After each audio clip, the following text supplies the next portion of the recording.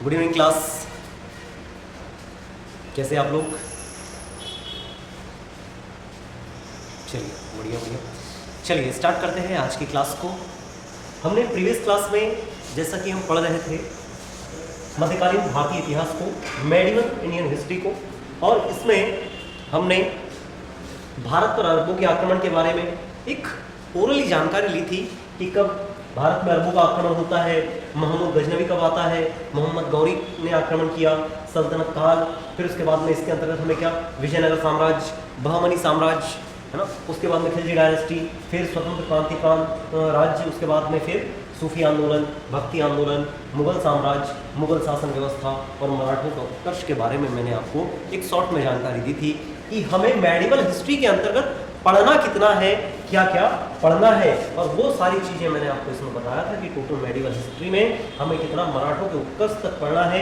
भारत पर अरबों के आक्रमण से लेकर के, भारत पे अरबों के आक्रमण से लेकर के कहाँ तक पढ़ना था हमें, मराठाओं के उत्कर्ष तक हमें पढ़ना है। और ये हम इसमें पढ़ते हैं, मैं कहूँगा कि इसको हमें किसमें पढ़ना है, मेडिवल में पढ़ना है, और इसके बारे में मैंने आपको जानकारी। अब इसके बाद में हम स्टार्ट करते हैं पहला चैप्टर, भारत पर अरबों का आक्रमण। कि भारत पर अरबों ने आक्रमण क्यों किया? ऐसा तो था नहीं कि भैया उनके पास जमीन की कमी थी, था क्या ऐसा कुछ, है ना, पैसे देने की कमी थी, ऐसा कुछ? तो उन्होंने भारत पर आक्रमण किया, और आक्रमण करने के बाद में क्या वो यहाँ पर रहे या नहीं रहे? तो मैं कहूँगा कि भारत पर जो अरबों का आक्रमण हुआ उसमें भी दो आते हैं आपके। नंबर एक कौन सा आता है, भारत पर मुस्लिम आक्रमणकारी थे। सबसे पहला क्वेश्चन तो यही आता है कि भारत पर जो अरबों का आक्रमण हुआ, अरबी लोग ये कौन थे? तो मैं कह सकता हूं कि ये कौन थे, मुस्लिम आक्रमणकारी थे। ये कौन थे? तो ये दोनों के दोनों कौन से थे, मुस्लिम आक्रमणकारी थे। अब इसमें भी कितने हुए? तो नंबर एक मैं कहूंगा कि अरब की तरफ से एक आक्रमण होता है, अरब मुस्लिम आक्रमणकारी, और दूसरा कौन सा होता है? तो मैं कहूंगा कि दूसरा कौन सा होगा, मुस्लिम आक्रमणकारी। पहला अरब आक्रमणकारी, दूसरा तुर्की आक्रमणकारी, मुस्लिम आक्रमणकारी, दोनों के दोनों मुस्लिम थे। अब यहाँ पहले अरब मुस्लिम आक्रमणकारी की बात करें, जिसने भारत में पहली बार आक्रमण किया, उसको हम किस नाम से जानते हैं? तो उसको हम नाम से जानते हैं मोहम्मद बिन कासिम के नाम से जानते हैं। किस नाम से? मोहम्मद बिन कासिम के नाम से उसको हम जानते हैं, मोहम्मद बिन कासिम के नाम से। और इसने भारत में आक्रमण कब किया? 712 AD में किया। क्लियर हो गया? पहला कौन? मोहम्मद बिन कासिम, पहला अरब मुस्लिम आक्रमणकारी जिसने भारत पर आक्रमण किया। वहीं दूसरी ओर मुस्लिम आक्रमणकारी की बात करूंगा तो उसको हम बोलते हैं तुर्की मुस्लिम आक्रमणकारी। और इसमें किसने आक्रमण किया? तो यहाँ पर किसने? महमूद गजनवी ने आक्रमण करता है, महमूद गजनवी आक्रमण करता है। इसकी बात करें तो मोहम्मद गौरी, महमूद गजनवी, मोहम्मद गजनवी के बाद में मोहम्मद गौरी, और उसके बाद में आ जाती है दिल्ली सल्तनत। मतलब पहला मोहम्मद गजनवी, इसने भारत में टोटल मिला कितने बार आक्रमण किया? 17 बार आक्रमण करता है। सोमनाथ मंदिर को लूटता है, सोमनाथ मंदिर को लूटा गया, और उससे पहले जाटों के विरुद्ध किया, है ना। तो टोटल 17 बार इसने आक्रमण किया, 1000 से लेकर के 1027 ईस्वी तक इसने आक्रमण किया। इसके बाद में दूसरे नंबर पर मोहम्मद गौरी के द्वारा आक्रमण किया जाता है, और मोहम्मद गौरी भारत छोड़कर के चला जाता है। और इसी के बाद में इसका जो गुलाम रहता है कौन? कुतुबुद्दीन ऐबक, वो स्टार्ट करता है क्या? दिल्ली सल्तनत, या मैं कहूँ कि स्लेव डायनेस्टी, या इसी को बोला जाता है कि गुलाम वंश। और गुलाम वंश की स्थापना होती है किसकी? दिल्ली सल्तनत की। और या मैं कहूँ कि दिल्ली सल्तनत का पहला वंश कौन सा था? तो स्लेव डायनेस्टी। क्लियर है?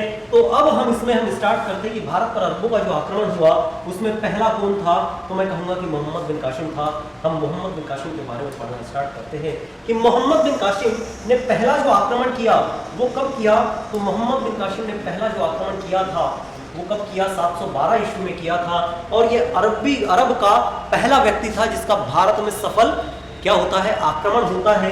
पहला व्यक्ति जिसने भारत पर सफल तरीके से आक्रमण किया, यहाँ पर आया, फौज लेकर के आता है, आक्रमण करता है और लूट करके चला जाता है। तो यहाँ पर ही आया, और इसका जो युद्ध हुआ था वो किसके साथ होता है? तो मैं कहूँगा कि इसका पहला सिंध के राजा दाहिर के साथ होता है। और सिंध के राजा जो दाहिर होता है, इस युद्ध को आप किस नाम से जानते हो? तो इसको मैं कहूँगा कि इस युद्ध को आप किस नाम से जानते हो? रावण का युद्ध होता है। और ये कब होता है? तो 712 ईस्वी में होता है।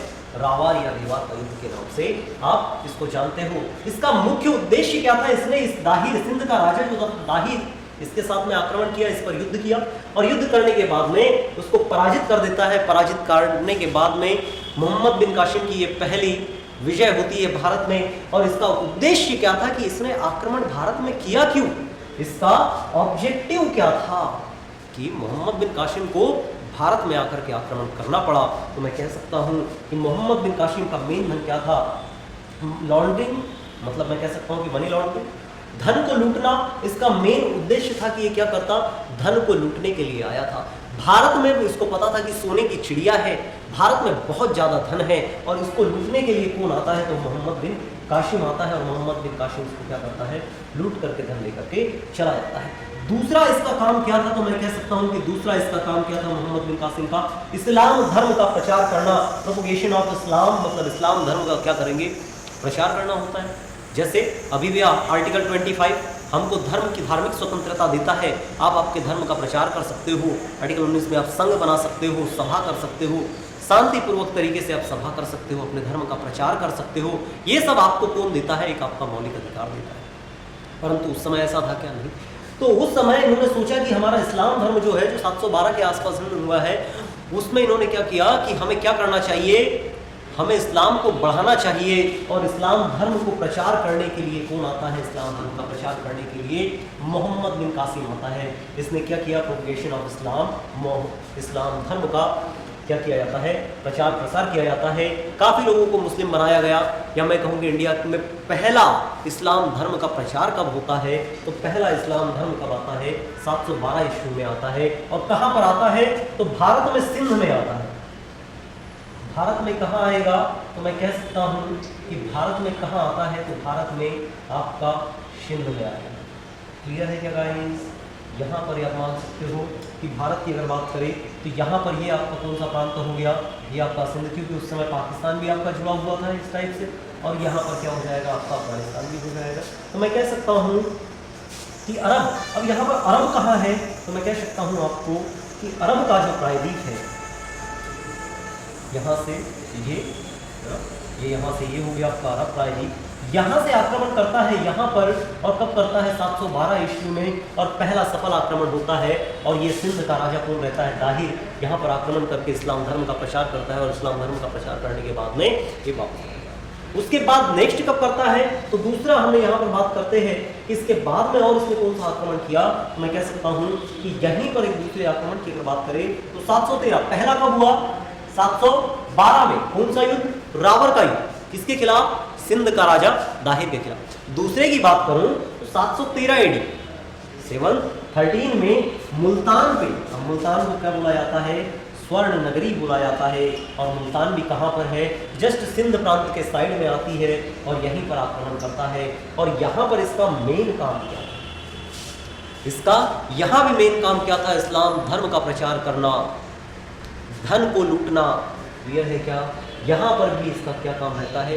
सेम काम रहता है, धन लूटना, इस्लाम धर्म का प्रचार करना, इस्लाम को चारों ओर फैलाना। तो दूसरा युद्ध हो जाएगा 713 में मुल्तान, या मैं कह सकता हूँ कि स्वर्ण नगरी में। और इस युद्ध को किस नाम से जानते हैं? तो मैं कह सकता हूँ कि इस युद्ध को आप किस नाम से जानते हो? मुल्तान के नाम से जानते हो। युद्ध को किस नाम से जानोगे? मुल्तान का युद्ध के नाम से, बैटल ऑफ मुल्तान का युद्ध के नाम से जानते हो। और इसकी जानकारी हमें कहाँ से मिलती है? तो इसकी जानकारी हमें अली अहमद की बुक से मिलती है। और अली अहमद की बुक कौन सी है? तो मैं कह सकता हूँ कि इसकी बुक कौन सी आ जाती है? यहाँ पर शचनामा इनकी बुक है। कौन सी बुक हो जाएगी? शचनामा से हमें जानकारी मिलती है कि आपका मोहम्मद बिन कासिम ने कितने आक्रमण किए। तो इससे पहले सिंध के राजा दाहिर पर किया, दूसरा आक्रमण 713 में मुल्तान पर किया या स्वर्ण नगरी पर किया। क्लियर है गाइस? इसकी जानकारी हमें किससे मिलेगी? तो इसकी जानकारी हमें किससे मिलती है? तो मैं कह सकता हूँ शचनामा से मिलती है। और ये बुक किसकी है? तो ये अली अहमद की बुक है। और ये यहाँ पर आप देख सक रहे हो कि इस पर क्या लिखा हुआ है? सिंध पर अरबों के हमले का वृतांत। कुछ बुक इस टाइप से दिखती है और इस पर लिखा हुआ है शचनामा। चच नामा मतलब सिंध पर अरबों का जो हमला हुआ उस पर किस तरह से अरब वासियों ने आक्रमण किया, किस तरह से भारत को लूटा गया, किस तरह से यहाँ पर इस्लाम धर्म का प्रचार प्रसार किया गया, यहाँ के राजाओं को कैसे हराया गया, ये सब जानकारी किसमें दी गई है? चच नामा में दी गई है। और ये बुक किसकी है? अली अहमद की बुक है। यहाँ पर अरब अब जब ये भारत में आ गए है ना, इसने आक्रमण किया, धन को लूटा, धन लूटने के बाद में इस्लाम धर्म का प्रचार किया। अब इसने भारत में क्या क्या प्रभाव पड़ा किया जब अरब से आए हैं। जैसे आप ये मान के चलो कि आपके घर पे कोई मेहमान आ जाता है। अब कुछ समय के लिए मेहमान आपके घर में है, 2-4 दिन रहेगा, 10 दिन रहेगा, और 10 दिन के बाद में ऐसा होता है कि वो परमानेंटली रहने लग जाए, तो आपका दिमाग खराब होगा या नहीं होगा?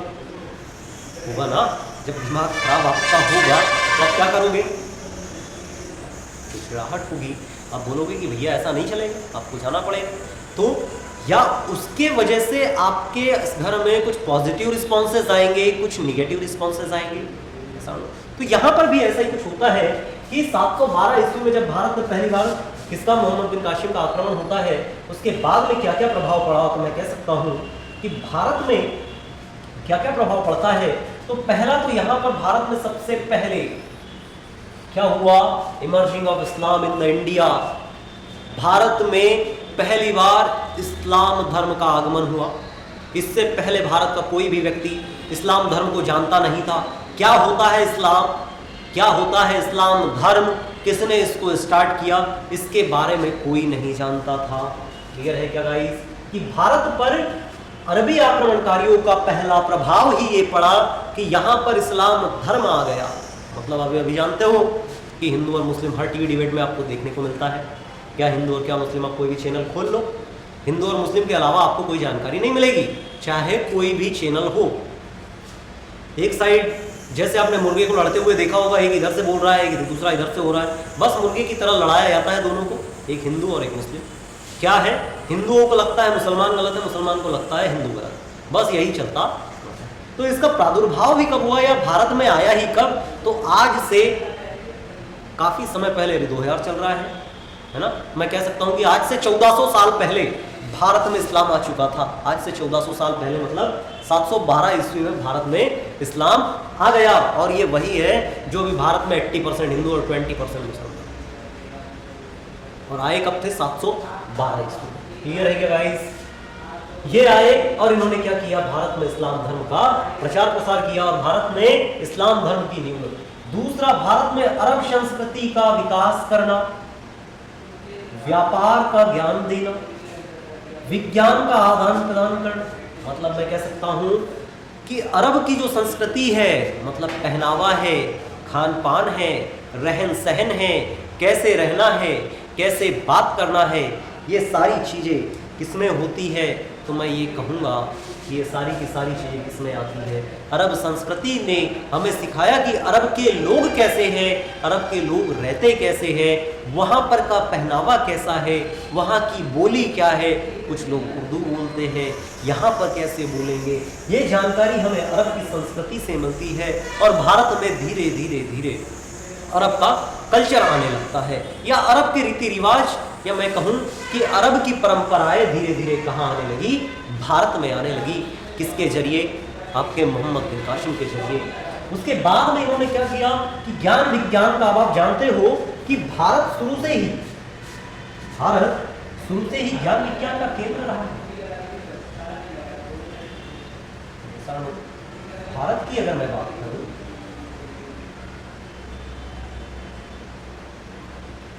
ऐसा कुछ हमारा भारत दिखेगा। भारत शुरू से ही क्या रहा है? ज्ञान विज्ञान का केंद्र रहा है। उज्जैन ले लो, या उज्जैन से पहले अगर मैं बात करूं, यहां पर नालंदा विश्वविद्यालय, रावलपिंडी पाकिस्तान में यहां पर तक्षशिला विश्वविद्यालय, तक्षशिला राजा तक्ष के द्वारा बनवाया गया विश्व का पहला विश्वविद्यालय, तक्षशिला विश्वविद्यालय। नालंदा बिहार में विश्व का पहला ऐसा विश्वविद्यालय जिसको क्या किया गया? हॉस्टल युक्त सुविधाएं रखी गई। अभी मॉडर्न एजेस में भी आपको देखने के लिए हॉस्टल सुविधाएं कम मिलती है कॉलेजों में, परंतु उस समय का आप जान सकते हो कि उस समय में क्या था? नालंदा विश्वविद्यालय था। हॉस्टल गुरुकुल जैसा हुआ करता था। छात्र छात्राएं आकर के रहते थे, पढ़ाई करते थे। ऐसे क्या है कि भारत क्या था, एक ज्ञान का केंद्र था। तो इन्होंने क्या सोचा कि अरब की संस्कृति भारत में तो आए, भारत में फैले, परंतु भारत से कुछ न कुछ ज्ञान लेकर के हम कहाँ जाते हैं, बोले अरब में भी जाएंगे। और अरब में जाएंगे तो क्या होगा, यहाँ का ज्ञान लेकर के जब अरब में जाएंगे तो नए नए इन्वेंशन होंगे। यहाँ पर शिक्षा का क्या है, ये शिक्षा है, शिक्षा यहाँ पर है। इसलिए वैसे ही हम विश्वगुरु थोड़ी कहलाते, हम शुरू से ही सोने की चिड़िया रहे। वो अलग बात है कि आपस में फूट डालो राज करो की नीति ने भारत को 200 सालों तक गुलाम बना करके रखा, परंतु भारत क्या था, शुरू से ही नॉलेजेबल रहा है, विश्व गुरु रहा है और रहेगा, कह सकते हो आप। शून्य भारत ने दिया, आर्यभट्ट, वराहमिहि, बड़े बड़े साइंटिस्ट कह सकते हो आप, भारत से। तो इन्होंने क्या सोचा कि यहाँ पर ज्ञान का बहुत ज़्यादा भंडार, अब ज्ञान का भंडार है तो इनको क्या किया जाए, यहाँ का ज्ञान लेकर के कहाँ फैलाया जाए, अरब में फैलाया जाए। तो इन्होंने ज्ञान का क्या करना चाहा, ज्ञान वो भी किसमें, विज्ञान के क्षेत्र में जितना भी ज्ञान है उसका क्या किया जाए, आदान प्रदान किया जाए, यहाँ का ज्ञान वहाँ फैलाया जाए ताकि वहाँ के लोग क्या हो, कुछ अच्छा करें, उनको नॉलेज मिले और वो नए नए इन्वेंशन करें। तो दूसरा काम क्या हो गया कि इन्होंने भारत में पहला काम इस्लाम का प्रचार किया, दूसरा काम अरब की संस्कृति की छाप भारत में छोड़ी, और तीसरा मैं कह सकता हूं कि भारत का जो ज्ञान था, जो यहाँ पर विद्या दी जाती थी, उसको ले जाने का काम अरब में किसने किया है, तो वो पहले किसने किया, मोहम्मद बिन कासिम के समय में स्टार्ट होता है। क्लियर है क्या।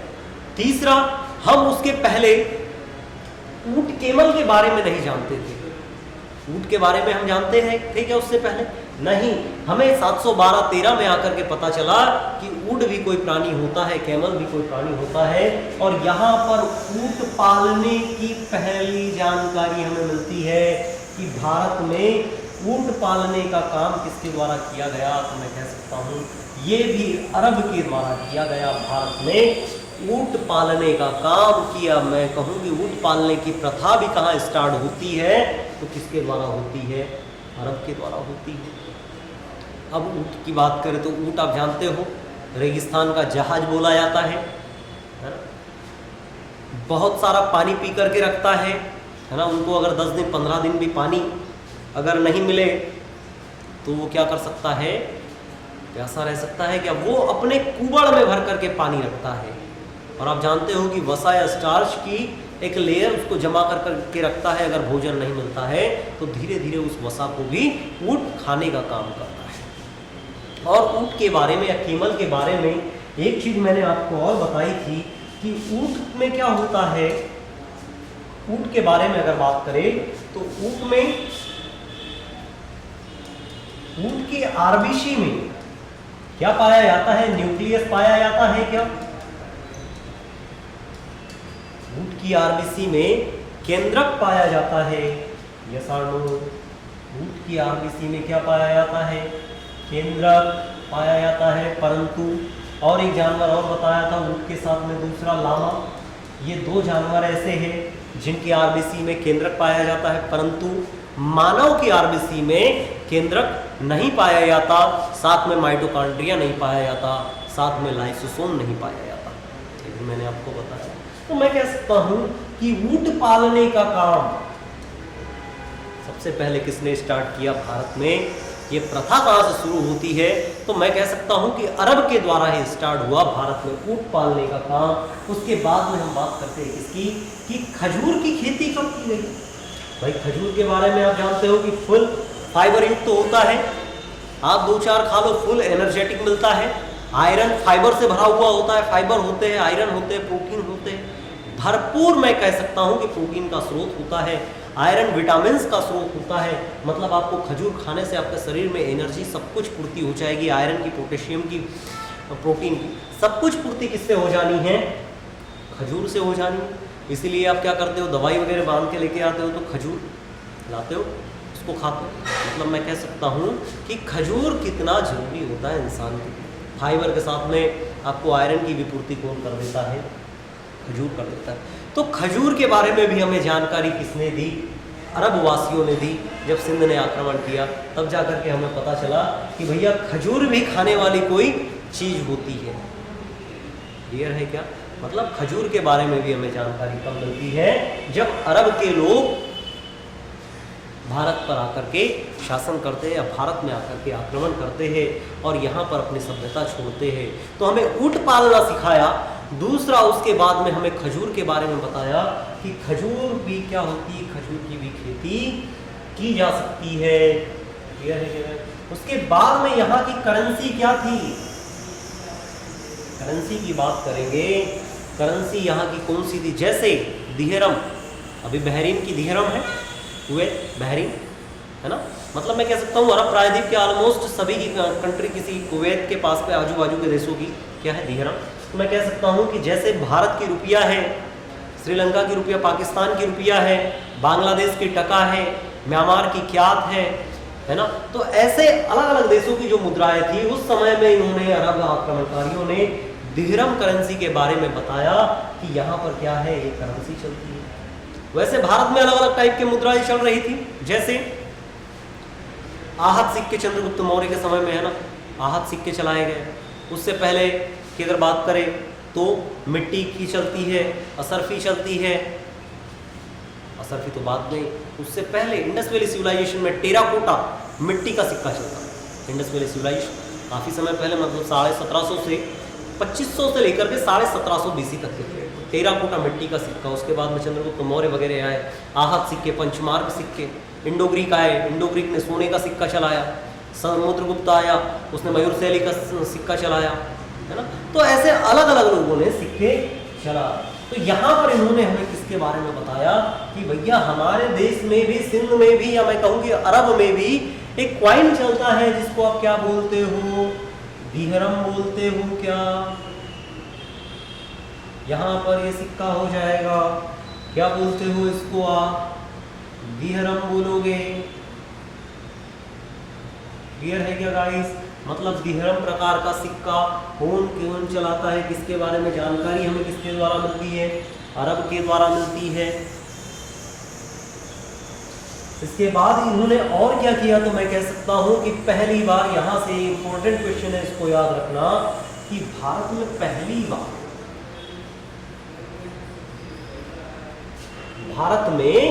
पहली बार जजिया नामक शब्द का उपयोग कहाँ किया गया? तो मोहम्मद बिन कासिम के समय पहली बार जजिया शब्द का उपयोग किया गया। जजिया शब्द के साथ में जजिया कर का उपयोग कब किया गया? तो मैं कह सकता हूं कि जजिया कर का पहली वो बार भारत में लगाया भी गया। और किस पर लगाया गया? तो जो मुसलमान नहीं थे, मोमेडियन नहीं थे, मुस्लिम नहीं थे, नॉन मुस्लिम थे, उन व्यक्तियों के ऊपर क्या लगाया गया? तो मैं कह सकता हूं कि जजिया टैक्स लगाया गया, जजिया कर लगाया गया। और जजिया कर लगाने के साथ में ही यहाँ पर मोहम्मद बिन कासिम ने 5 लोगों को इसमें छूट देता है कि ऐसे 5 लोग क्या होंगे जिसपे आपका जो गैर मुस्लिम है उनको क्या होगा? जजिया टैक्स नहीं देना पड़ेगा।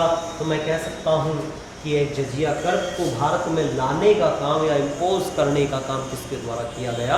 तो ये आपको कौन आ जाएंगे? आपके मोहम्मद बिन कासिम आ जाएंगे। मोहम्मद बिन कासिम, इन्होंने भारत में जजिया टैक्स लगाता है। और जजिया टैक्स लगाने के साथ में यहाँ पर इसने कितने लोगों को छूट दी? तो मैं कह सकता हूँ कि इसमें 5 लोगों को जजिया टैक्स में छूट देता है। मैं कह सकता हूँ पहला बूढ़ा व्यक्ति, ओल्ड मैन, जो वृद्ध हो चुका है, बूढ़ा हो चुका है, उसको जजिया टैक्स देने की जरूरत नहीं है। दूसरा, इन्होंने महिलाओं को, अब महिलाओं को तो अभी भी आप देख लो 50% आरक्षण, महिलाओं को तो अभी लेडीज फर्स्ट अभी भी छूट दी जा रही है कि इसको छूट मिलनी चाहिए महिलाओं को, है ना। तो महिलाओं को उस समय भी छूट दी जाती थी, महिलाओं को आज भी छूट दी जाती है। और साथ में आधी प्रॉपर्टी भी दी जाती है अगर डिवोर्स हो जाए। जैसे हार्दिक पांड्या 70% प्रॉपर्टी, है ना। तो महिलाओं को तब भी छूट मिलती थी और अब भी छूट मिलती है। तीसरा, इनने किसको दी? बच्चों, चाइल्ड को भी इसमें क्या दिया गया, इसमें छूट दी गई। चौथे नंबर की बात करेंगे तो विकलांग जो हैंडीकैप्ड लोग हैं, जो विकलांग लोग हैं, हैंडीकैप्ड लोग हैं, उनको भी यहाँ पर जजिया टैक्स में क्या दिया गया, तो उनको छूट दी गई। और फिफ्थ नंबर पे हम बात कर सकते हैं कि कौन हो गए, बूढ़ा हो गया, महिलाओं को, बच्चों को, विकलांग को, उसके बाद में ब्राह्मण। इनको लगा कि ब्राह्मण कहीं ना कहीं भगवान की पूजा पाठ करते हैं, इनको छूट देनी चाहिए। क्यों देनी चाहिए? क्योंकि भैया भगवान से नाराज होकर के कहाँ जाएंगे, ऐसा लो। तो इन्होंने क्या किया कि बूढ़ों को छूट दी, महिलाओं को छूट दी, बच्चों को छूट दी, विकलांग को छूट दी, और उन्होंने क्या किया, ब्राह्मणों को भी ये क्या करता है, छूट देता है। मतलब मैं कह सकता हूँ कि 5 लोगों को मोहम्मद बिन कासिम ने जजिया टैक्स में छूट देने का काम किया था।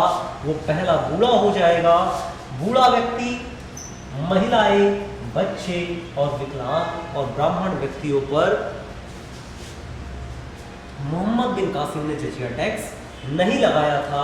और उसके बाद में अगर बात करें तो ये अब यहाँ से यहाँ हमने बात की कि इन्होंने क्या किया, ज्ञान का आदान प्रदान करना स्टार्ट किया कि भारत के पास में क्या है, बहुत सारा ज्ञान।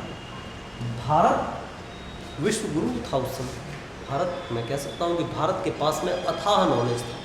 हर कोई व्यक्ति संपूर्ण ज्ञान रखता था, चाहे वेद की बात करें, उपनिषद की बात करें, पुराण की बात करें, है ना, गीता की बात करें, मतलब उनको ज्ञान होता था। तो यहाँ पर इन्होंने क्या किया कि भारत में उस समय क्या था, भारत में डेसिमल सिस्टम था, दशमलव प्रणाली की खोज हो चुकी थी।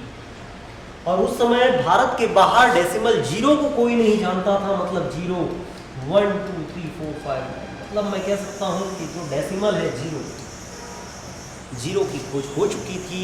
और उस समय पूरा विश्व भारत के अलावा कोई नहीं जानता था कि ऐसा भी कुछ होता है।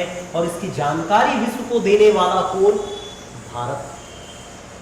जैसे आपने अक्षय कुमार का गाना भी सुना होगा, जीरो दिया मेरे भारत ने तब दुनिया को गिनती आई, है ना, सुना होगा आपने। कि भारत ने किया ही क्या है, तो भारत ने बहुत कुछ किया है ना। तो भारत को या विश्व को गिनती सिखाने का काम किसने किया है, तो मैं कह सकता हूँ कि ये काम भारत ने किया है। और ये प्रणाली यहीं से कहाँ चली जाती है, अल ख्वारिज्म के द्वारा। अल ख्वारिज्म क्या है, तो एक सिंध का ही है जो मोहम्मद बिन कासिम के साथ में आता है। इसके द्वारा ये कहाँ जाता है, ये सीख करके अरब में जाता है। और अरब में सीखने के बाद में ये यहाँ से कहाँ चला जाता है, अरब से अगलार्ड में, अगलार्ड, और उसके बाद में संपूर्ण यूरोप में क्या हुआ, गिनती आ गई, सारा यूरोप गिनती सीखने लगा। और धीरे धीरे धीरे धीरे क्या हुआ, संपूर्ण विश्व में क्या हो गया, काउंटिंग आ गई। या मैं कहूँ कि सबको गिनती आ जाती है, दशमलव प्रणाली के बारे में जानकारी मिल जाती है। उसके बाद में ये तो हमने भारत से किसको दिया, दशमलव प्रणाली किसको दी, तो मैं कह सकता हूँ कि ये प्रणाली हमने यहाँ से कहाँ, पूरे विश्व में, यूरोप तक फैलाई। अब भाई ये भी आए, इन्होंने हमें ऊँट पालना सिखाया, इस्लाम धर्म के बारे में बताया, वहाँ का कल्चर के बारे में बताया, वहाँ की मुद्रा दिरहम के बारे में बताया, जजिया टैक्स के बारे में बताया। इसके साथ में एक इनके साथ में अरब व्यक्ति रहता है, अल मंसूदी, एक मानसून मानचित्र कला, अल मंसूदी जो था, है ना, अरबी व्यक्ति अल मंसूदी, उसने क्या करता है, मानसून शब्द के बारे में बताता है।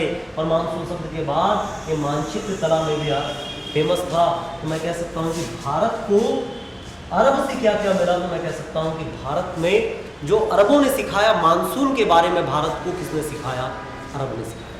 दूसरा, मानचित्र जो आप देखते हो, ये सुंदर सुंदर डायग्राम, कहीं आपको पर्वत दिखाई दे रहे हैं, है ना, कहीं आपको ओशिन दिखाई दे रही है, नीला रंग दिखाई दे रहा है।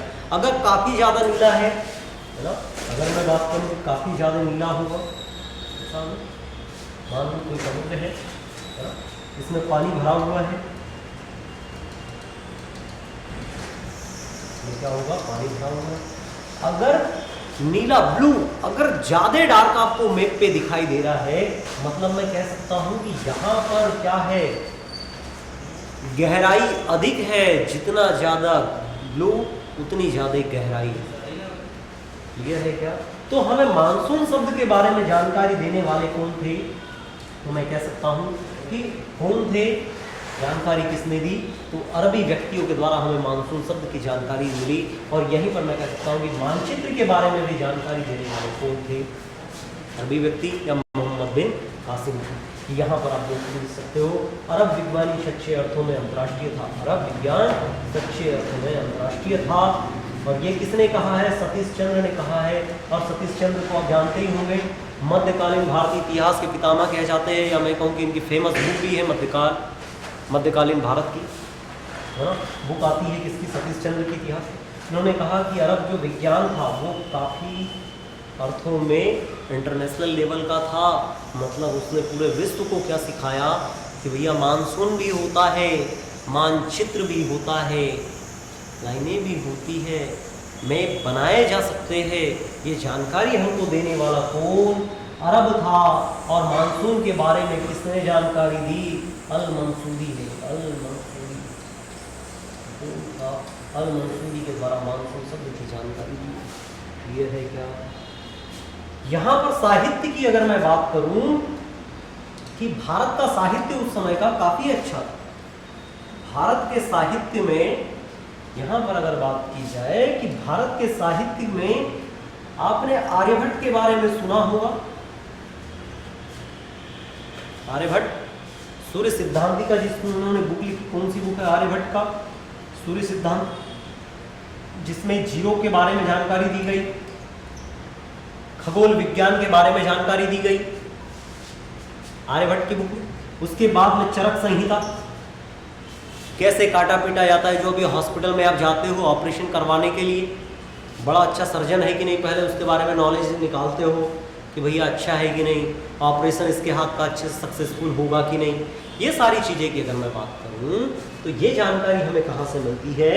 ये हमें चरक संहिता से मिलती है। सुश्रुत संहिता ये भी क्या है? मेडिशियन रहे, मतलब चिकित्सा विज्ञान की अगर मैं जनक की बात करूं तो दोनों के दोनों हो सकते हैं। चरक संहिता और सुश्रुत संहिता, एक चरक के द्वारा लिखी गई, दूसरी सुश्रुत के द्वारा लिखी गई। और दोनों में किसके बारे में दिया गया है?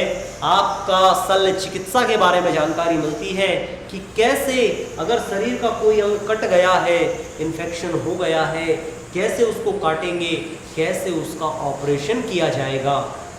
ये जानकारी किसमें दी गई? चरक संहिता, सुश्रुत संहिता में दी गई। पंचतंत्र, विष्णु शर्मा की पंचतंत्र कहानियों में है। तो मैं कह सकता हूं ये है ना, पंचतंत्र हो गए। तो ये जो बुक्स है इसका अनुवाद किसके द्वारा किया गया? अरबियों के द्वारा। इसको अरबी भाषा में ट्रांसलेट करके कहाँ लेकर के चले गए? अरब में लेकर के चले गए। और वही अब क्या देते हैं? ज्ञान देते हैं। भारत से ही ज्ञान लेकर के गए और भारत को ही क्या करते हैं। तो कह सकते हैं कि चरक संहिता, सुश्रुत संहिता, पंचतंत्र, इन सब का क्या किया गया?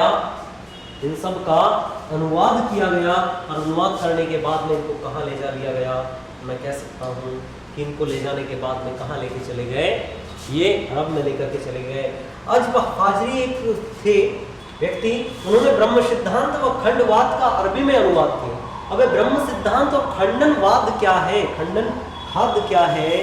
तो मैं कह सकता हूँ कि ब्रह्म सिद्धांत क्या है? ब्रह्मा एक है, ब्रह्मा ने हमको बनाया, पालन करता, सृजन करता और विनाश करता। इन सब में से ब्रह्मा का सिद्धांत के बारे में हमें जानकारी कौन देता है? तो इसका भी किसने अनुवाद किया है? ये बुक है। और इस बुक का किसने किया है? अज फाजरी ने ब्रह्म सिद्धांत और खंडवाद का क्या किया? तो मैं कह सकता हूँ कि इसका भी अरबी भाषा में क्या किया है? अनुवाद किया है। क्लियर? तो भारत में सिंध के द्वारा क्या किया गया? इस्लाम धर्म का प्रचार, संस्कृति का प्रचार, विज्ञान का आदान प्रदान, खजूर की खेती, ऊंट का पालन, दिहरम की मुद्रा के बारे में जानकारी, जजिया टैक्स के बारे में जानकारी, दशमलव के बारे में जानकारी अरब को कराई गई। अरब से दिहरम के बारे में जानकारी भारत को कराई गई। ज्ञान भारत के द्वारा दशमलव का दिया गया। साहित्य में किसका इसका ट्रांसलेशन किया गया आर्यभट्ट की बुक का, चरक की, सुश्रुत की और विष्णु शर्मा की बुक का क्या किया गया, ट्रांसलेशन अरबियों के द्वारा किसमें किया गया, उर्दू भाषा में या अरबी भाषा में किया गया। क्लियर है गाइस? अब उसके बाद में यहां पर अगर बात करें तो यहां पर ये सब किसके द्वारा किया गया, अरब आक्रमणकारियों के द्वारा किया गया। क्लियर है क्या गाइस? मतलब अरबियों ने इतना सब कुछ कहां किया है, भारत की धरती पर आकर के किया है। अब इसके बाद में नेक्स्ट हमें जो पढ़ना है, किसको पढ़ना है, मोहम्मद गजनवी को पढ़ना है, जो कि दूसरे नंबर पर। पहला आक्रमण किसके द्वारा, अरब के द्वारा, मोहम्मद बिन कासिम के द्वारा किया गया। दूसरे की बात करें तो दूसरे नंबर पे कौन आता है, तुर्की आक्रमणकारी, और वो कौन है, मोहम्मद गजनी की अगर बात करूं तो मोहम्मद गजनी पहला ऐसा शासक। अब ये इसके बारे में थोड़ा सी इंटरेस्टिंग है, इसके बारे में थोड़ी सी हमें जानकारी होनी चाहिए कि मोहम्मद गौरी 1932 में, समय कब का है, समय कब का है, 932 का। अलप्तगीन नामक तुर्क सरदार गजनी की साम्राज्य की गद्दी पर बैठा। अलप्तगीन कौन, मोहम्मद गौरी के दादा कह सकते हो आप, अलप्तगीन। उसके बाद में आता है सुबुक्तगीन। तो मैं कह सकता हूं कि 932 में अलप्तगीन गजनी के साम्राज्य में, गजनी साम्राज्य की स्थापना करता है। किसने की, गजनी साम्राज्य की स्थापना अलप्तगीन के द्वारा की गई। और इसने राजधानी किसको बनाया, तो मैं कह सकता हूं कि मोहम्मद गौरी के द्वारा या मोहम्मद गजनवी के द्वारा, मोहम्मद गजनवी के द्वारा राजधानी, कैपिटल किसको बनाई गई, तो कैपिटल अफगानिस्तान में किसको बनाई गई, गजनी को बनाई गई। अब मोहम्मद गजनवी की अगर मैं बात करूं तो मोहम्मद गजनवी ने कुछ तो काम किया होगा। मोहम्मद गजनवी आया क्या, मोहम्मद गजनवी से हमें वैसे क्वेश्चन सीधे से दो आते हैं, कब आक्रमण किया, किस पे आक्रमण किया, इसकी मृत्यु कब हुई, काम खत्म, और कितनी बार आक्रमण किया। परंतु हमें थोड़ा सा ये जानकारी होनी चाहिए कि मोहम्मद जो गजनवी है या मोहम्मद गजनवी, जो हम गजनी साम्राज्य की बात करते हैं कि गजनी साम्राज्य की स्थापना किसके द्वारा की गई, तो मैं गजनी साम्राज्य के बारे में कह सकता हूं कि इसकी स्थापना जो की गई ये अलप्तगीन के द्वारा की गई। और अलप्तगीन ने अपनी जो राजधानी को बनाया, वो किसको बनाया, तो मैं कह सकता हूं कि इसने राजधानी किसको, गजनी को बनाता है। और गजनी कहाँ पर है, ये अफगानिस्तान में है। क्लियर है क्या, गजनी कहाँ है, अफगानिस्तान में है। इसके बाद में 977 में, मतलब इसने 932 से लेकर के 977 तक शासन किया। किसने, अलप्तगीन ने कंटिन्यू शासन करता रहा। उसके बाद में 977 ईस्वी में इसका दामाद होता है, कौन, दामाद। और दामाद कौन था, तो इसका ही गुलाम था। दामाद और गुलाम कौन, सुबुक्तगीन। दामाद और गुलाम सुबुक्तगीन ने हिंदू शाही वंश के शासक जयपाल पर आक्रमण कर दिया। ये इंपॉर्टेंट है गाइस। मतलब 932 ईस्वी में गजनी साम्राज्य की स्थापना होती है। गजनी साम्राज्य की स्थापना होने के बाद में जो अलप्तगीन था, अलप्तगीन की बेटी का विवाह किससे हुआ, सुबुक्तगीन से हुआ। और सुबुक्तगीन कौन था, तो सुबुक्तगीन कौन था, अलप्तगीन का गुलाम था, स्लेव था। उसने शादी करवा दी अपनी बेटी की, किससे, सुबुक्तगीन की। और सुबुक्तगीन ने क्या किया, जयपाल जो शासक था, कहाँ का हिंदू शाही शासक, जयपाल, हिंदू शाही वंश के जयपाल पर आक्रमण किया। और जयपाल कहाँ का था, भारत का था। मैं कह सकता हूँ कि 977 में भारत में पहला आक्रमण इसके द्वारा किया जाता है, सुबुक्तगीन के द्वारा। दामाद सुबुक्तगीन ने हिंदू शाही जयपाल पर आक्रमण किया। उसके बाद में मैं कह सकता हूँ कि भारत पर आक्रमण करने वाला प्रथम तुर्की मुस्लिम कौन हो जाएगा। तुर्क से पहला आक्रमण भारत में 977 ईस्वी में होता है। और किसके द्वारा किया गया, तो मैं कह सकता हूँ कि भारत में पहला आक्रमण किसके द्वारा किया जाता है, तो सुबुक्तगीन के द्वारा किया जाता है। क्लियर है क्या गाइस, कि भारत में पहला तुर्क आक्रमणकारी ये कौन है, मोहम्मद गजनी। मोहम्मद गजनवी साम्राज्य में पहला कौन हुआ, अलप्तगीन। और अलप्तगीन का गुलाम व दामाद कौन होता है, तो सुबुक्तगीन होता है। सुबुक्तगीन ने आक्रमण किस पर किया, जयपाल पर आक्रमण किया। और ये पहला तुर्क है जिसने भारत पर क्या किया, पहला आक्रमण करता है। क्लियर है गाइस, पहला ये आक्रमण करता है। ये आप किसको देख रहे हो, ये आप डायग्राम यहाँ पर देख सकते हो, ये कौन है, उसको देख करके भी आप देख रहे हो, इसकी इतनी बड़ी बड़ी आपको देख के भी डर लगता है ना। ये कौन है, मोहम्मद गजनवी। आपको सही लगता है बुखार, ये ऐसा लग रहा है कि बिल्कुल कैसा दिख भी कैसा आ रहा है। मैं कह सकता हूँ कि ये कौन था, मोहम्मद। तो पहला तुर्की आक्रमणकारी कौन हो जाएगा गाइस, आपका सुबुक्तगीन हो जाएगा। और सुबुक्तगीन के बाद में ही कौन आता है, 1998। सुबुक्तगीन का पुत्र कौन हुआ, सुबुक्तगीन का पुत्र होता है, देखो यहाँ समझो, सबसे पहले कौन आया, अलब्तगीन। अलब्तगीन, अलब्तगीन का दामाद कौन हुआ, अलब्तगीन का दामाद कौन हो जाएगा, या गुलाम भी कह सकता हूं मैं, गुलाम, वो कौन हो गया आपका, सुबुक्तगीन।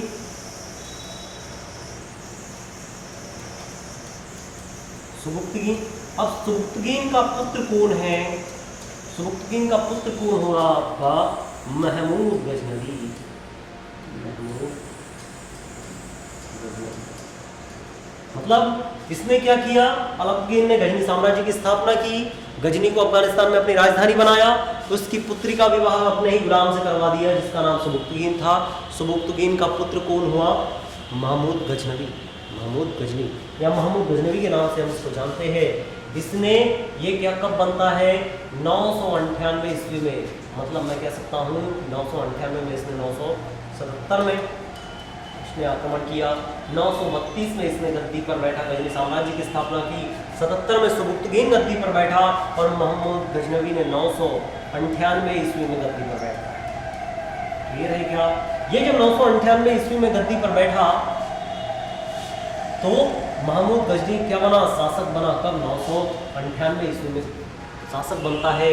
और शासक बनने के बाद में ये क्या लेता है, तो मैं कह सकता हूँ कि ये उपाधियाँ लेता है। और कैसी उपाधियाँ ली, ये टाइटल्स लेता है। कहाँ से लेता है, तो बगदाद के खलीफा अल आदिल बिल्लाह, नाम भी देखो, अल आदिल बिल्लाह, क्या नाम है ना, कहीं कहीं अल मुंसिर बिल्लाह भी लिखा हुआ मिलता है। मैं कह सकता हूँ कि यहाँ पर इनके द्वारा क्या लिया गया, अल आदिल बिल्लाह से टाइटल लिया गया। और टाइटल कौन सा था, सुल्तान का हो सकता है, परवरदिगार का हो सकता है। जैसे हम अपने नाम के आगे, जैसे कोई दोस्त हमें प्यार से राजा कह देता है, कोई राजा बाबू कह देता है ना। जैसे लड़कियां अपने फ्रेंड को बाबू कह देती है, बाबू सोना, है ना। ये ऐसी एक टाइटल दे दिया जाता है कि हाँ भैया हम इनको इनके नाम से नहीं पुकारें। वो अलग बात है कि वो मेरी वाली अलग है, ये तो यहाँ पर नाम से नहीं पुकारेंगे, इसके लिए इन्होंने क्या लिया, टाइटल लिया। और वो किससे लिया, बगदाद के जो खलीफा थे, बगदाद के खलीफा अल आदिल बिल्लाह से। और वो कौन सा था, जामिनुद्दौला। किससे लिया, किससे लिया, अल आदिल बिल्लाह से पहला टाइटल यामिन-उद-दौला का लिया, यामिन-उद-दौला का लिया। दूसरा यामिन-उल-मिल्लाह का लिया, तीसरा सुल्तान का लिया। तो इसमें से यामिन-उद-दौला नहीं पूछा जाता, यामिन-उल-मिल्लाह नहीं पूछा जाता, बस ये पूछा जाता है कि ऐसा कौन सा सुल्तान हुआ जिसने, या ऐसा कौन सा शासक हुआ जिसने सुल्तान की उपाधि को धारण किया। तो मैं कह सकता हूं कि फर्स्ट सुल्तान का टाइटल लेने वाला सुल्तान कौन है, तो मैं कह सकता हूं कि सुबुक्तगीन का पुत्र कौन हो जाएगा, महमूद गजनी, जिसने पहला शासक जिसने सुल्तान की उपाधि धारण की। इतिहास में पहला शासक जिसने इतिहास में सुल्तान की उपाधि धारण की वो कौन हो जाएगा, आपका सुल्तान कौन, मोहम्मद गजनवी हो जाएगा। किससे ली, अल आदिल बिल्लाह से ली, बगदाद के खलीफा से लेता है और सुल्तान की उपाधि को धारण करता है। इसने अन्य और क्या क्या उपाधि धारण की, तो इसने गाजी की उपाधि धारण की। और क्या उपाधि धारण की, गाजी। गाजी मतलब कि होता है पावरफुल नेता, गाजी। आपने INS गाजी का भी नाम सुना होगा, इंडिया पाकिस्तान का युद्ध होता है उसमें गाजी, गाजी रहता है ना, टैंक होता है, या पनडुब्बी कह सकते हो आप, है ना, पनडुब्बी। तो गाजी, उसके बाद में बुद्ध शिकन, दूसरी उपाधि कौन सी है, बुद्ध शिकन की है। और बुद्ध शिकन को आप किस नाम से जानते हो, बुद्ध शिकन की बात करेंगे। बुद्ध शिकन मतलब होता है मूर्ति भंजक, आइडियल ब्रेकर्स, मतलब मूर्तियों को तोड़ने वाला। वैसे अगर मैं इतिहास की बात करूं तो इतिहास में मूर्तियों को तोड़ने का काम यहां से स्टार्ट हो जाता है मोहम्मद गजनवी के समय से, क्योंकि सोमनाथ का मंदिर इसने लूटा, सोमनाथ के मंदिर को लूटा गया, मूर्तियां को तोड़ा गया। इसके रास्ते में जो भी मंदिर आते गए ये तोड़ता गया। या मैं इसके बाद में बात करूं तो औरंगजेब की बात कर लूं, मंदिर को तोड़ा गया, ज्वालामुखी मंदिर है ना।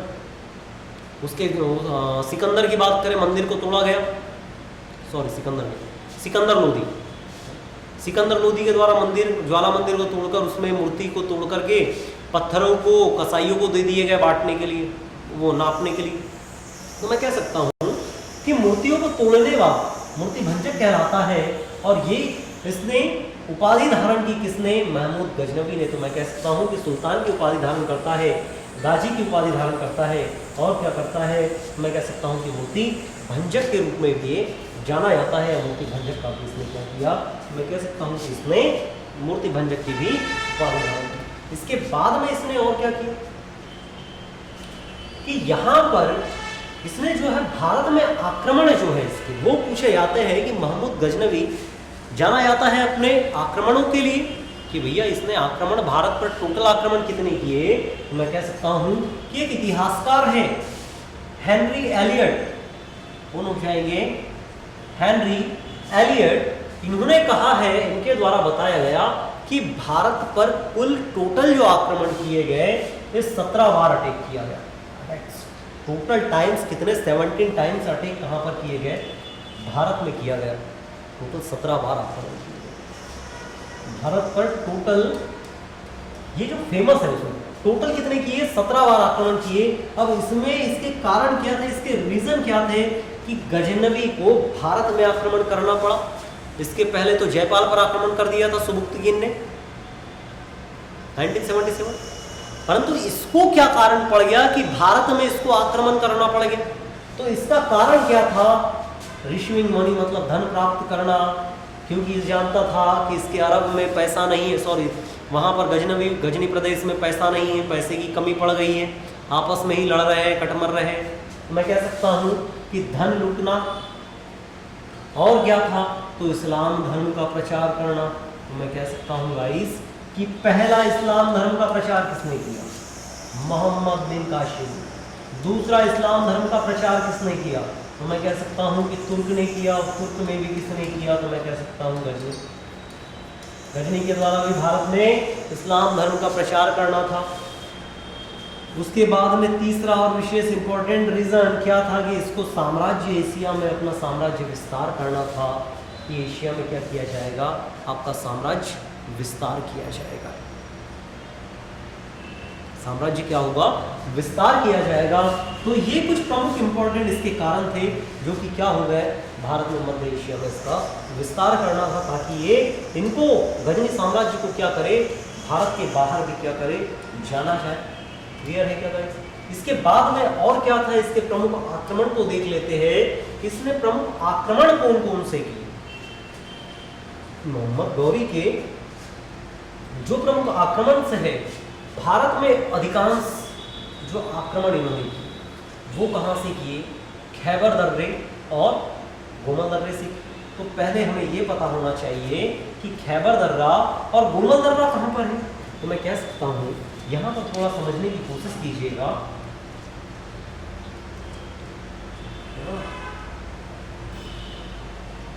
ये यहाँ से कुछ हमारा भारत ऐसा कुछ दिखेगा, मान के चलना है।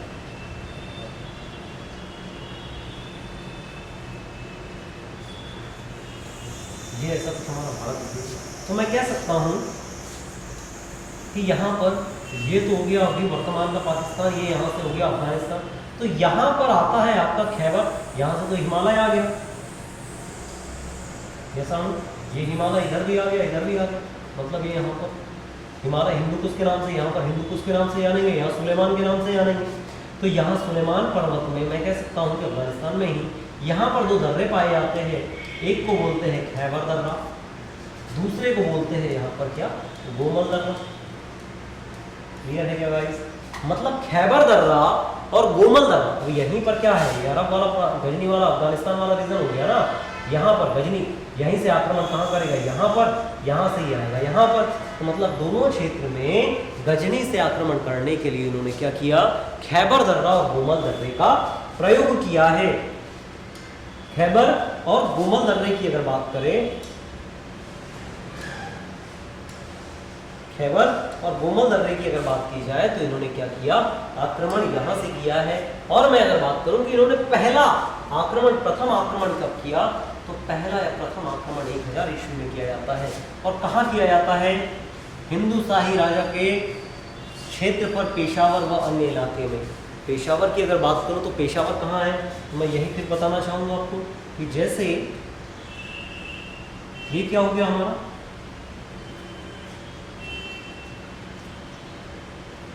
ये ऐसा आप समझ लो, ये क्या है हमारा इंडिया। अब इंडिया में पेशावर, फिरोजपुर, पाकिस्तान वाला एरिया कह सकते हो क्या, यहाँ से ये आपका पाकिस्तान हो गया है ना, पाकिस्तान के बाद में यहाँ से ये थोड़ा सा ऊपर वाला एरिया ये अफगानिस्तान हो गया। अब अफगानिस्तान में यहीं पर स्थित है, यहीं पर स्थित है आपका क्या, गजनी।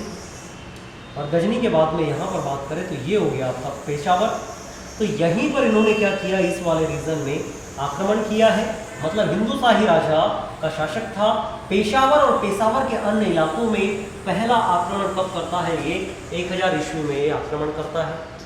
998 में गद्दी पर बैठा और 998 में गद्दी पर बैठने के बाद में इसने क्या कर दिया, यहाँ पर हिंदू शाही शासक पर आक्रमण कर दिया कि भैया मुझे भारत में आक्रमण करना है। कहाँ से, खैबर दर्रा और गोमल दर्रे से ये आक्रमण कर देता है। उसके बाद में क्या हुआ, इसने देखा कि द्वितीय आक्रमण, बोले एक बार तो कर दिया, यहाँ से कुछ हाथ में लगा नहीं इसके, मतलब इसको कुछ मिला नहीं, ना धन मिला ना कुछ मिला। तो इसने सोचा कि क्यों ना थोड़ा बहुत अगर लगा होगा हाथ में कि थोड़ा बहुत सोने की मुद्राएं आ गई, मूर्तियां आ गई है ना, इसने पैसा दिला जो थोड़ा बहुत मिला होगा, तो क्या किया कि क्यों ना मैं और एक बार अटैक करूं, थोड़ा और धन लेकर के आऊंगा और अपने क्षेत्र का विकास करूंगा, डेवलपमेंट करूंगा। तो इसने सोचा कि 1001 साल बाद में, जस्ट नेक्स्ट ईयर में क्या किया, 1001 ईस्वी में अगेन सेकंड आक्रमण कर देता है। और सेकंड आक्रमण कहाँ करता है, हिंदू शाही राजा जयपाल पर। और जयपाल पर आक्रमण इससे पहले भी कौन करता है, सुबुक्तगीन के द्वारा 9777 में कर दिया जाता है जयपाल पर। क्लियर है क्या गाइस? मतलब हिंदू शाही राजा जयपाल पर आक्रमण कर दिया और इसकी राजधानी क्या थी, जयपाल की। इसको आप पेशावर कह सकते हो, पेशावर या वैहिंद बोला जाता है, राजधानी को वैहिंद या उद्भांडपुर बोला जाता है। अच्छा, उद्भांडपुर नहीं आएगा, उभांड समझते हो, अपन बोल देते हैं साले उभांड जैसे काम मत कर, है ना। उभांडपुर या उद्भांडपुर, इसको आप कह सकते हो कि इसका नाम क्या था, उद्भांडपुर वैहिंद, या मैं कह सकता हूँ कि पेशावर इसकी राजधानी थी। और यहाँ पर जैसे ही ये आक्रमण करता है, आक्रमण में क्या होता है, ये आक्रमण में हार जाता है कौन, राजा जयपाल। जिसकी ना हुई जय वही होता है जयपाल।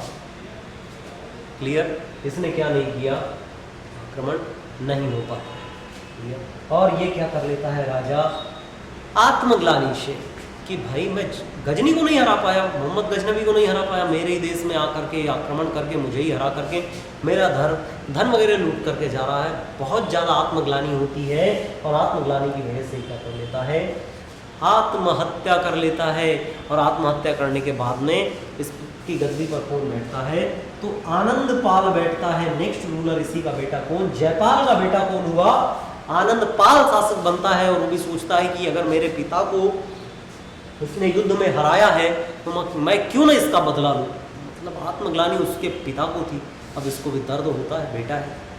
तो ये क्या करता है, शासक बन जाता है, आनंदपाल शासक बना।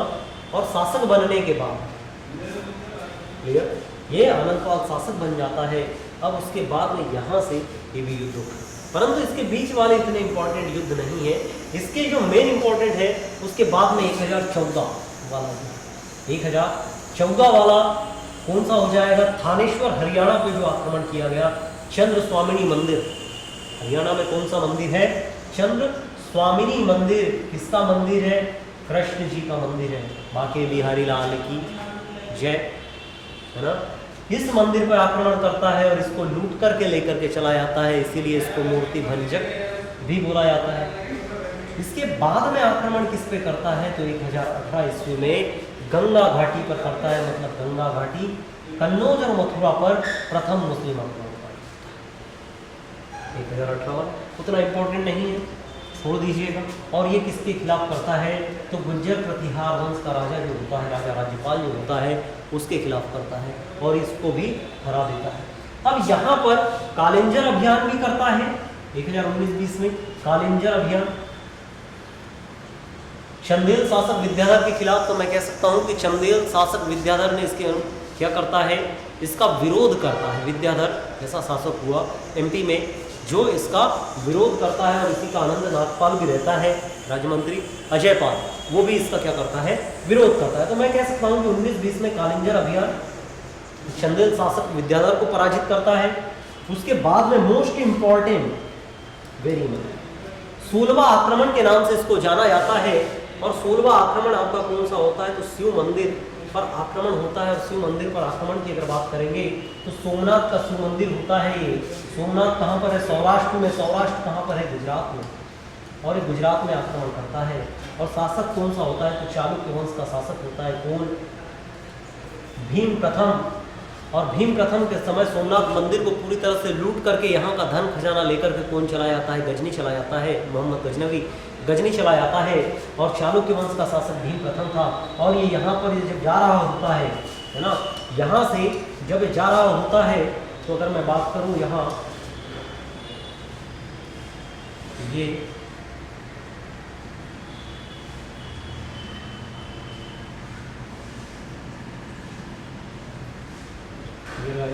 यहाँ पर अगर बात करें तो यहाँ आपका सौराष्ट्र हो जाएगा। यहाँ पर सोमनाथ मंदिर है।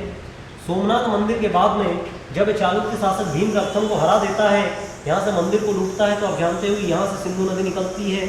और सिंधु नदी लाइफ लाइन ऑफ पाकिस्तान कहलाती है और अरब सागर में आकर के गिर जाती है। अरब सागर में गिर जाती है। तो मैं कहूँगा कि यहाँ से जब ये जा रहा था, तो ये जब सिंधु नदी को क्रॉस करता है, तो यहाँ पर जाट इसको घेर लेते हैं। और जाट इसको क्या कर लेते हैं? लूट लेते हैं। इसका कुछ सोना चांदी धन जो लेकर के मंदिर से आ रहा था, इसको जाट लूट लेते हैं। और इसका दिमाग खराब हो जाता है कि भाई मैंने इतने 17 बार युद्ध में परास्त किया तुम लोगों को, और तुम मुझे लूट रहे हो। तो ये फाइनल और लास्ट वाला जो 17 यहाँ पर कौन सा होगा? 17 नंबर का जो होगा वो कौन सा होता है? 1027 का होता है। और 1027 में मुल्तान के खोखर जाट के विरुद्ध करता है। मुल्तान के जाटों के विरुद्ध आखिरी अभियान रहता है। और आखिरी अभियान के बाद में 1030 में तो बेचारे की क्या हो जाती है? मृत्यु हो जाती है। तो ये सब काम किसके द्वारा किया गया? तो इसकी मृत्यु कब हो जाती है? तो इसकी मृत्यु कब होती है? तो हम कहेंगे कि 1030 ईस्वी में लास्ट अभियान 1027 में, 16वां अभियान 1025 में। तो दो याद रखना कि 16वां अभियान 125 में, 17वां अभियान 1027 में, और 18वां अभियान के लिए बचा ही नहीं, इसकी डेथ हो गई। क्लियर? तो इसकी क्या हो जाती है? डेथ हो जाती है। और डेथ होने के बाद में कुछ होता है क्या? इसका नहीं होता है। Clear guys? तो इसके बारे में यहाँ पर ये क्या हो गई? इसकी डेथ हो गई। अब इसके बारे में हम इनके बारे में पढ़ेंगे कि इसकी कौन कौन सी बुक्स है, इसके साथ में कौन कौन से इतिहासकार आए थे, है ना, इसके बारे में इसमें, और कौन कौन सी इनकी बुक है, इनके बारे में जो जानकारी बचती है वो हम अल-बरूनी, फिरदौस उद्दी और बैहाकी, इसके बारे में जो जानकारी लेंगे हम नेक्स्ट क्लास में। क्लियर है क्या गाइस? चलिए, थैंक यू। जय हिंद, जय भारत।